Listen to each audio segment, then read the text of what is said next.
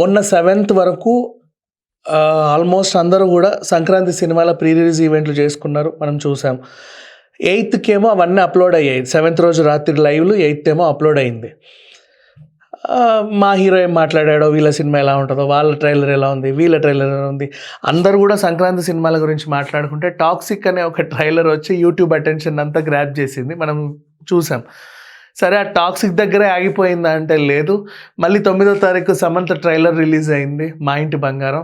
Almost యూట్యూబ్లో ఇప్పుడు బాగా ట్రెండ్ అవుతుంది, అందరూ చూస్తున్నారు, చాలామంది కామెంట్ చేస్తున్నారు, అందరికీ కూడా పాజిటివ్ రెస్పాన్సే వచ్చింది. నిజంగా బాగుంది.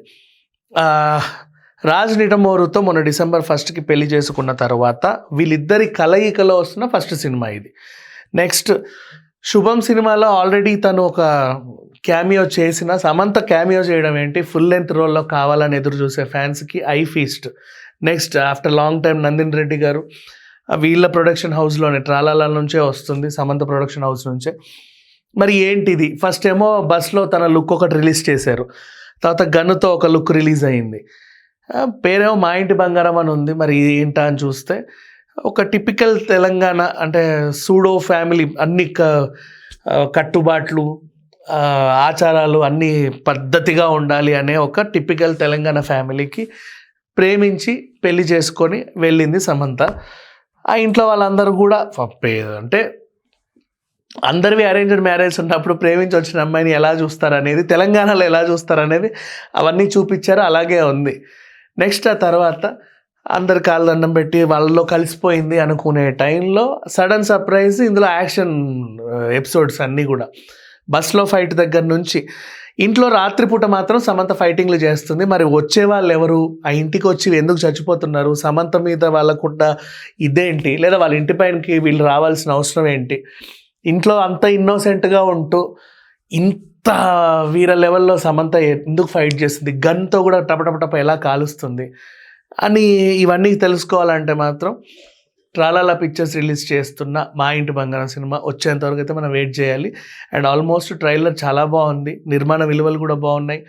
రాజ్ నిడమోడు గారు అండ్ ఇంకొక ఆయన ఇద్దరు కలిసి కథను అందించారు. ఇది కొంచెం అజిత్ సినిమాతో పోలికలు, కొంచెం కన్నడ సినిమాతో పోలికలు, ఆ పోలికలు ఈ పోలికలు చాలామంది అంటున్నారు, కానీ లేదు, స్ట్రైట్గా వీళ్ళే రాసుకున్న సినిమా. రాజ్ నిడమోడు గారు ఆల్రెడీ మంచి కథ మీద పట్టున్నాయని, ఆయన దగ్గర బోల్డ్ అని కథలు ఉన్నాయి. అంటే నందిని రెడ్డి ఉండేసరికి ఇవి ఎక్కువ రీమేక్ కథలు తీసుకుంటుంది కాబట్టి ఇది కూడా రీమేక్ అనుకున్నారేమో, nothing like that. And Srilakshmi గారు కానీ, గౌతమి గారు కానీ అందరూ కూడా వాళ్ళ లుక్స్ అండ్ ఎవ్రీథింగ్ వాజ్ నిజంగా చాలా డీసెంట్గా చాలా బాగున్నాయి.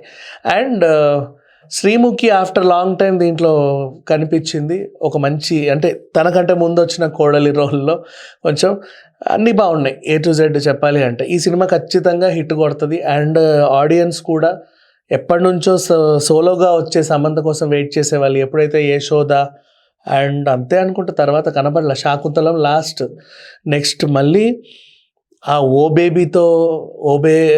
బేబీ కూడా ఎప్పుడో అయిపోయింది.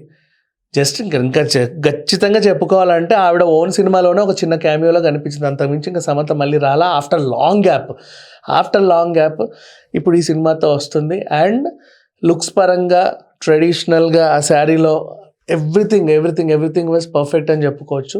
అండ్ ఈ సినిమా ఖచ్చితంగా హిట్ కొడుతుంది అన్నట్టే అనిపిస్తుంది. ఇంకా మిగతా వివరాలు అండ్ ఈ సినిమాలో నుంచి ఏమన్నా సాంగ్స్ ఎలా ఉంటాయి, గ్లిమ్స్ ఎలా ఉంటాయి, అసలు స్టోరీలో విలన్ ఎవరు ఏంటో తెలుసుకోవాలంటే మాత్రం రిలీజ్ అయ్యేంత వరకు వెయిట్ చేయాలి. Thank you so much.